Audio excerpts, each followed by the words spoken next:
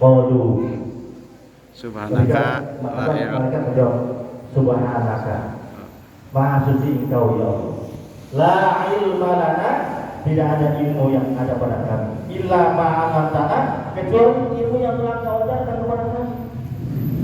Ini itu apa? La ilma lana, Subhanaka la ilma lana, illa ma'alamtana, innaka antal alim. Tidak ada saja. Mereka bisa menyebutkan benar lagi. Nabi Adam sudah Allah ajarkan nikmat itu. Wahai Adam, wa 'allama Adama asma'a kullaha thumma 'aradahum 'alal malaikah. Ya kan? Allah sudah ajarkan kepada Nabi Adam, wahai Adam, kamu ajarkan kepada malaikat. Malaikat bergerak. Adam sudah dikasih ilmu duluan, sama Adam disebutin ini namanya ini namanya ini namanya ini, sama Adam. Ya. Subhanallah wa malaikat, kemudian Nabi Adam menyebutkan kepada seluruh malaikat. Nabi Adam punya poin unggul daripada malaikat. Nah, kata Allah, ya Anda bisa, kamu sujud kepada Nabi Adam.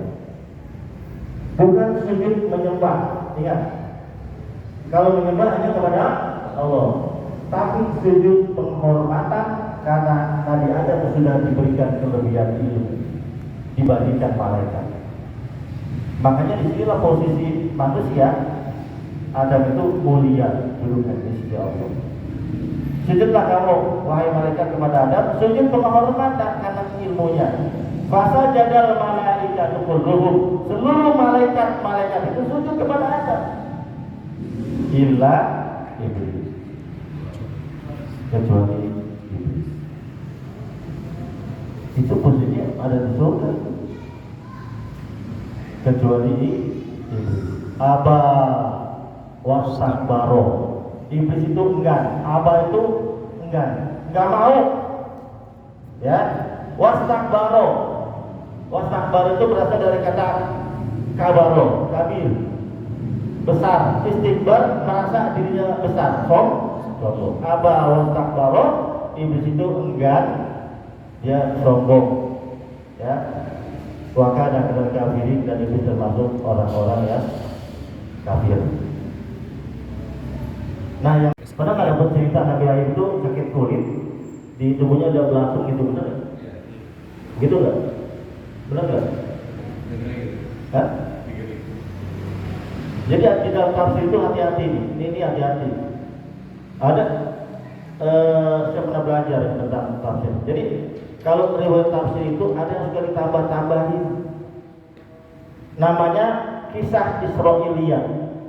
Jadi kisah-kisah yang masuk ke dalam tafsir dan kisah-kisah yang masuk ke dalam hadis itu ditambah-tambahin oleh orang-orang kami, orang zindik. Kalau saya nggak meyakini dan belum pernah ada, itu cuma cita-cita dari mulut ke mulut. Katanya Nabi itu sakit-sakit kulit, terus ada belatung yang di badannya. Alhamdulillah, nggak seperti itu. Itu tambahan. Betul kasih sakit kulit, ya, tapi nggak ada binatang-binatang yang kata bahkan diceritakan Nabi Ayub ketika mau wudu, ya kan? Apa namanya? Bersihin dulu, taruh, terus udah itu habis wudu taruh lagi. Nggak begitu. Betul sakit kulit, ya, sakit kulit yang luar biasa. Kemudian istrinya sakitnya ini itu luar biasa ujiannya. Akhirnya kemudian Nabi Ayub ditinggalkan oleh istrinya, anaknya meninggal, rumahnya juga habis kebakaran, tinggal ada seorang diri. Jadi saya kembali tadi Rasulul Azmi, kenapa Ayub nggak masuk ke dalam Rasulul Azmi? Karena ujiannya sifatnya dia pribadi. Kalau yang Rasulul Azmi ini dia berhadapan dengan umat. Bagaimana Nabi Isa, Nabi Musa, Nabi Ibrahim, Nabi Muhammad, dan Nabi Nuh menghadapi umatnya, teror, intimidasi, ucapan-ucapan yang luar, tapi yang lima ini sama. kriminalisasi. Ya, gitu ya. Kenapa Nabi Ayub nggak masuk gitu ya? Nah, ini masih Nabi Ibrahim, belum tafsir ini belum. Waktunya udah 15 menit lagi. Ya, jadi Nabi Ibrahim itu banyak julukan.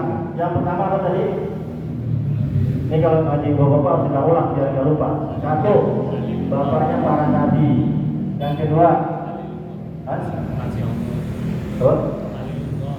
Khalilullah.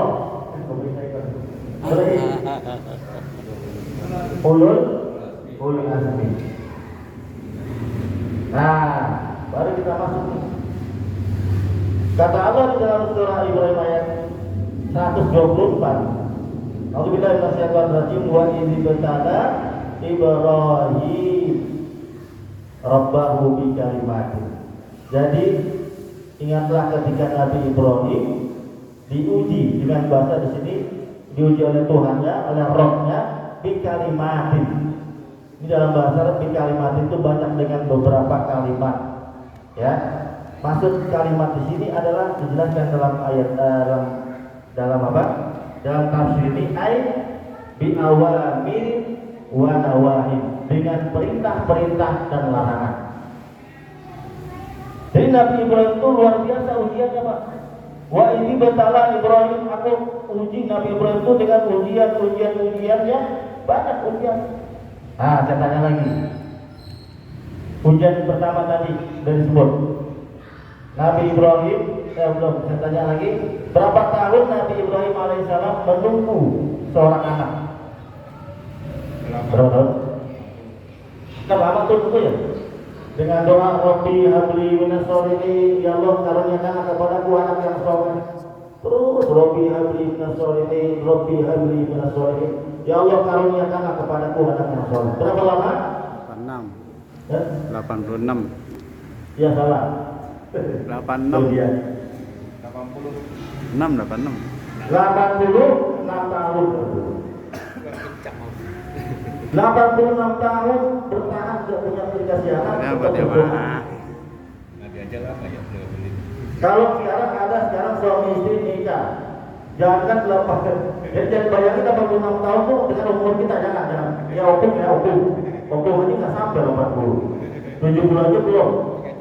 Kan umat dulu kan gede-gede, umurnya panjang. Kalau umat Nabi Muhammad pendek-pendek, umurnya juga pendek. Pada itu kena sholat lagi. Allah. Kalau suami istri sekarang, suami belum dikasih anak nih, setahun masih bersabar, ya. 2 tahun masih bersabar. Kalau udah 5 tahun udah dikasih anak, kawin lagi. nah, jangan sampai 5 tahun, 3 tahun agak dikasih anak, istri yang disalahin. Wah, istri kayaknya ada masalah gitu kan. Diundi dia nikah lagi, kagak punya anak juga. Istrinya yang ditinggal nikah lagi punya anak, tahu. Nah, gitu kan? Nabi Ibrahim alaihissalam 86 tahun, Rabbi habli minas sholihin. Nah, dikatakan fabasyarnahu bi ghulamin halim. Maka kemudian Nabi Ibrahim digembirakan oleh Allah Subhanahu wa taala bi ghulamin halim, dengan anak yang halim, yang sopan, yang lembut, yang lucu. Coba Pak, ketika ada punya anak kira-kira lucu-lucunya umur 6 tahun, 7 tahun, datang perintah tadi yang bahasa di kalimatin, artinya adalah di awal mirip dengan perintah-perintah diuji. Apa perintah Allah kepada Nabi Ibrahim ketika punya anak? Puluhan tahun mengharapkan kehadiran seorang anak, senangnya luar biasa. Datang perintah Allah, suruh ngapain? Belum. Disuruh dibawa, tinggalkan anakmu dan istrimu di bilwadin bi ghairi zi zar'in, taruh anak kamu tinggalkan di di lembah yang tandus, nggak ada air dan tidak ada tanaman makanan, tinggal di situ. Ya Allah. Protesnya Nabi Ibrahim melaksanakan nggak? Melaksanakan. Ditaruh atau ya kan? Nabi Ismail kecil dengan istrinya sahabat Hajar. Sampai kemudian sampai kelaparan, nggak ada air, walau ini jalan cari air. Padahal airnya dari mana? Itu. Apa kambing? Kenapa disuruh bolak-balik? Oh kan nanti kemudian ada di dalam manasik haji namanya apa? Sofa Marwah, bolak-balik, jauh banyak tuh. Nggak punya air pada situ. Belum bekerja, belum berusaha, udah bilang susah. Oh saya nggak mampu. Coba belum ya. Coba dulu. Ikhtiar. Sampai Sofa Marwah. Indikatornya akhirnya ada di Kekeraman. Saya juga teringat kisah Maryam. Siapa Maryam? Ketika kita mendengar Maryam, apa yang terjadi? Ayo, mari. Ya? Iya. Kalau saya sebut Siti Maryam atau Maryam. Hamil tanpa suami. Hamil tanpa suami. Ya? Anaknya, terus anaknya Ibrahim, betul. Punya anak kemudian lahir seorang namanya siapa? Siapa anak Maryam? Isa. Itu cerita dari Maryam. Itu ketika kita tahu ceritanya ya, padahal ceritanya. Makanya kemudian agama sebelah mengatakan anak Tuhan. Kenapa? Karena Isa itu tidak punya bapak. Jadi bapaknya langsung Allah. Makanya disebut dengan anak Tuhan. Sekarang nggak punya kan? Hah? Anak ada bapak. Sekarang banyak. Wanita-wanita lain tidak punya bapak. Ya Allah, itu kok musibah namanya. Ya kan? Makanya disebut anak Tuhan itu bukan anak sembarangan karena tidak punya bapak. Mungkinkah Allah melahirkan seorang anak tanpa seorang bapak? Kalau sekarang sih ada bapaknya bisa cari, ada tapi kabur aja. Ada. Kalau Maryam tidak pernah disentuh oleh laki-laki, nggak pernah disentuh. Ngintip pun gak ada yang laki-laki dia ngintip. Apalagi bawa sorong mari, bonceng pakai motor, bawa di tengah nggak ada, nggak pernah disentuh. Tapi punya anak. Mungkin nggak Allah juga itu terjadi. Dan bagi Allah tidak akan tidak ada yang sulit. Jangankan Nabi Isa terlahir dari seorang ibu, karena ada ibunya. Ini manusia ajaib Nabi Isa. Ada lagi manusia, dua manusia itu ajaib, ketiga masalah. Di dunia ini ada manusia tiga manusia ajaib. Yang pertama Isa, lahir tanpa seorang ayah. Yang kedua sama Nabi Adam. Dia nggak punya bapak malah, nggak punya ibu. Tapi ada, itu aja. Ada satu lagi. Kan? Siti Hawa lahir dari mana? Tercipta dari mana? Dari tulang rusuk. Itu ada nyanyi itu. Aku tercipta dari tulang rusukku. Ada nyanyi siapa ya? Apa yang bisa apa siapa? Terlahir dari tulang rusukmu. Wanita. Dia mata. Dia cerita apa? Nabi Ibrahim alaihissalam diuji tadi, dilaksanakan tuh, lulus, selesai ya, lulus. Datang lagi ujian lagi kepada Nabi Ibrahim, apa ujian? Teranak besar umur 7 tahun naik 8 tahun ke atas 10 tahun, ya. Falamma balagha ma'ahu sa'ya, apa ketika Ismail kecil sudah bisa diajak asah itu diajak apa? Diajak jalan-jalan, diajak berusaha, ya, bisa diajak jalan lah itu. Maka kemudian datang ujian lagi kepada Nabi Ibrahim. Apa ujiannya? Disuruh menyembelih, ya, bermimpi pada malam hari, ya, menyembelih anaknya Ismail. Ini pada hari tanggal 8, ya, tanggal 8 Arafah itu mimpi. Nabi Ibrahim bermimpi disuruh menyembelih anaknya Ismail yang sedang lucu-lucu yang diharapkan puluhan tahun. Di hari Tarwiyah itu ragu-ragu ya artinya. Nabi Ibrahim berpikir ini benar gak ya? Ini dari wahyu dari Allah atau bikinan setan? Itu di hari tanggal 8. Maka sebut hari Tarwiyah, ragu-ragu. Tanggal 8. Enggak kembali. 8 Tarwiyah, 9 Arafah. Ya. Ragu-ragu. Ini benar nggak dari Allah? Terbalik kan? Arafah 10. Dari Tarwiyah itu. Tarwiyah dulu. Iya 8 9. Ya. Ini benar nggak dari Allah? Kok kalau dari Allah? Kok saya disuruh Padahal tuh udah puluhan tahun saya harapkan kehadirannya untuk melanjutkan estafet ke kenabian. Terus kalau seandainya itu bisikan iblis atau setan, kok kayaknya itu benar, ragu-ragu. Nah, maka kemudian berikutnya, malam berikutnya bermimpi lagi yang sama. Wah, ini mah nggak mungkin dari setan. Saya yakin betul jiwa kita tahu. Ketika yakin, maka kemudian tuh yakin ya. Arafah mengenal dan yakin, maka kemudian dipakai anaknya. Ya, saya potong-potong. Ya, ini ujian Nabi Ibrahim yang berikutnya adalah disuruh menyembelih anak. Karena Nabi Ibrahim dulu punya apa ya? Punya luar biasa akhlak gitu ya. Ketika anak itu makanya itu suatu laksana. Nabi Ibrahim alaihissalam itu dia selalu gemar bersedekah. Ya, bersedekah dengan makanan, dengan minuman, bukan hanya kepada masyarakat atau orang yang berada di sekitarnya, bukan hanya manusia, tapi kepada hewan. Hewan-hewan pun yang ada dikasih makan semua. Bersedekah.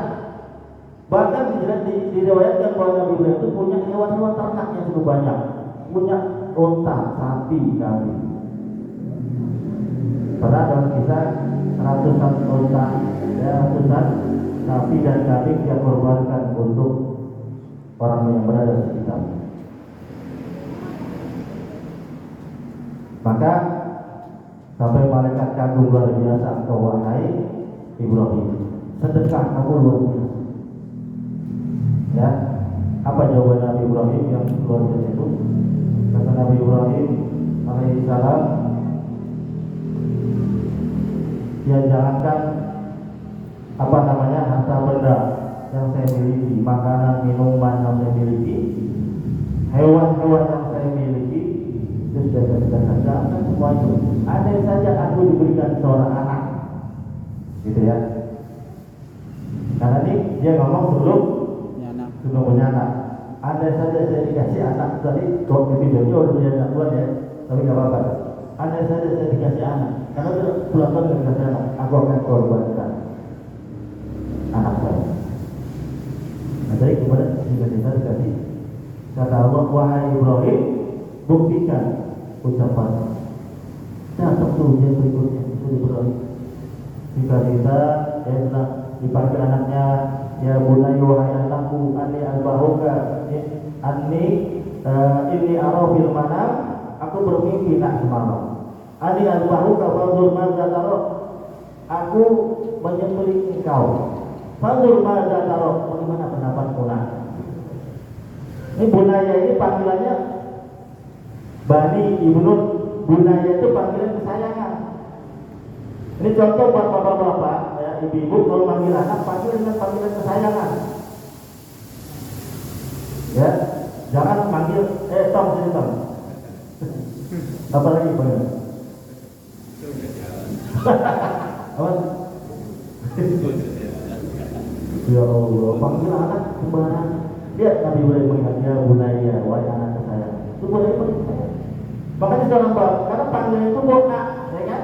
Ibu juga panggil anaknya, harus panggilnya apa? Wahai tati, ini ganteng, soleh, ini soleha sini, itu panggilan.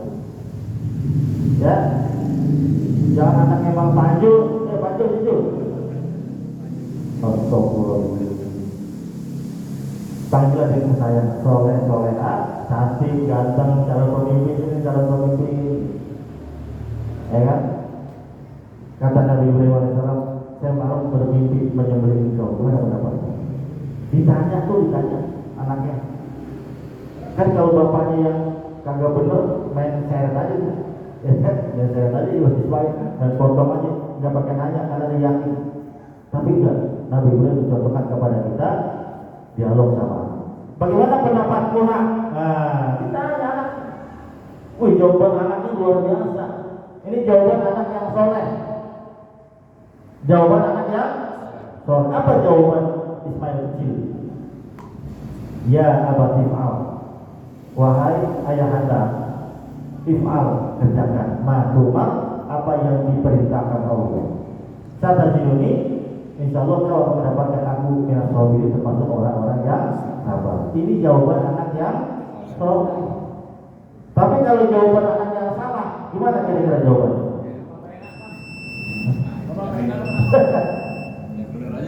Pak, saya mau bermimpi, malam aku menyembelih kamu.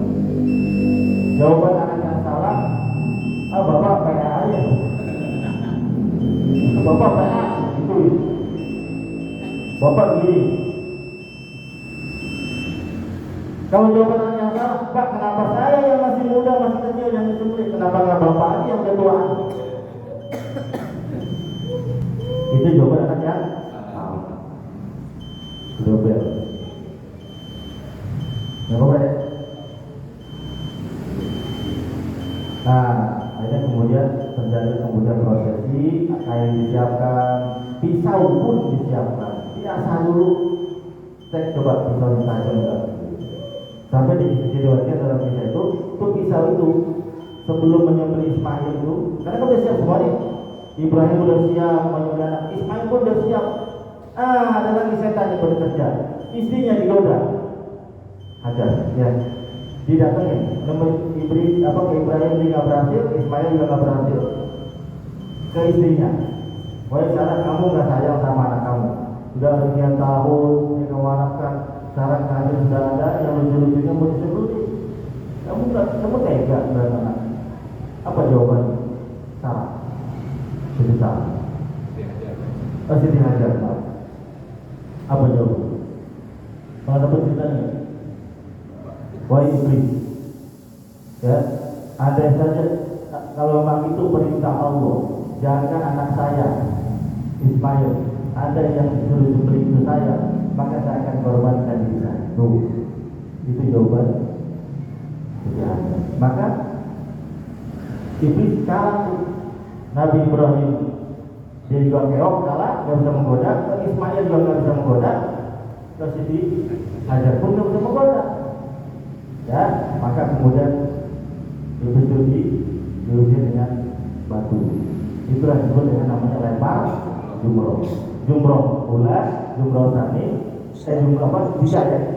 Ula, usta, ubah, 3 kali pakai batu. Tapi karena sekarang katanya bukan batu semua. Iya batu disiapin, tapi ada itu pakai sendal.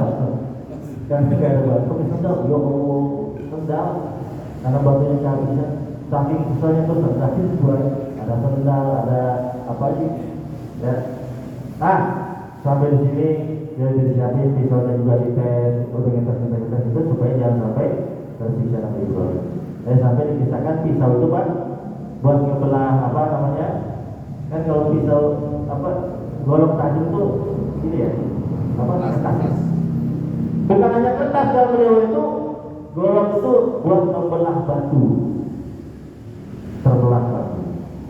Ini sudah lagi kalau kita menyembelih harus pisaunya agar dia tidak tersiksa. Tajamkan pisau, tutup dan jangan bawa pakaian Ismail itu di hadapan tuh, kalau kata Siti Hajar, biar aku tidak sedih melihat tulis ya semua. Ditaruh kemudian dan lehernya kalau mata lahu jadi siap golongnya di atas ini, siap kemudian datang apa firman Allah Subhanahu Wa Taala, ya Ibrahim, ya qad sadaqta ruya. Wah Ibrahim cukup, ya stop, cukup kamu telah membenarkan mimpimu. Jadi inilah apa namanya pengorbanan dan keimanan Nabi Ibrahim. Dia mengorbankan apa yang dimiliki termasuk anaknya, dan kemudian Nabi Ibrahim lulus dari ujian, ya, kemudian diganti dengan apa? Iman. Bapak Dainahu diuji nanti, kemudian setelah diganti dengan ibad yang besar, ya. Bisa kemudian apa korbannya korban ibad. Itulah syariat ibadah kurban. Ini baru nanti adalah kesulitan, ya Ibrahim, ya nanti ada Nabi Ibrahim diuji sama ayahnya penyembah berhala, diuji lagi sama masyarakatnya penyembah berhala, diuji lagi dengan dibakar, ya. Tapi kemudian kata Allah dalam ayat ini, ya dikalimatin dengan ujian-ujian fa'atam mahmud, kemudian Nabi Ibrahim menyempurnakan ujian itu dan lulus ujian. Maka wajar Nabi Ibrahim mendapatkan gelar Khalilullah, dan inilah yang kita jadikan contoh dalam kehidupan kita. Qad kana lakum uswatun hasanatun bi Ibrahim walladzina ma'ahu, dan dalam pribadi Nabi Ibrahim dan orang-orang yang bersama. Nah, ini mudah-mudahan ya momen Zulhijjah ini menjadikan sebagai momen untuk mencontoh keluarga Nabi Ibrahim alaihissalam. Demikian Bapak sekalian, mudah-mudahan ya tafsir yang sekilas ini bisa memberikan motivasi bahwa kita untuk kita bisa mencontoh ya bagaimana Nabi Ibrahim alaihissalam memiliki keimanan yang kuat, kemudian ya mengabulkan seluruh perintah-perintah Allah Subhanahu wa taala, dan Allah lebih dia cintai daripada apa yang dia miliki, termasuk seorang anak. Sudahkah kita mencintai Allah lebih dari apa yang kita miliki? Kita tidak perlu mengorbankan anak kita hanya disuruh mengorbankan dengan harta kita, sapi, kambing, ya. Walaupun kita sudah banyak berkorban, itu korban perasaan gitu. Jadi jangan korban sapi, kambing, domba, saya korban perasaan aja tidak sering sakitin orang, ya. Nah itu Bapak sekalian, ya mudah-mudahan manfaatnya. Kita tutup dengan bacaan adalah Alhamdulillahirabbil alamin wa taqabbal subhanallahi wa bihamdihi asyhadu an la ilaha illa anta astaghfiruka wa atubu ilaik. Wassalamualaikum warahmatullahi wabarakatuh.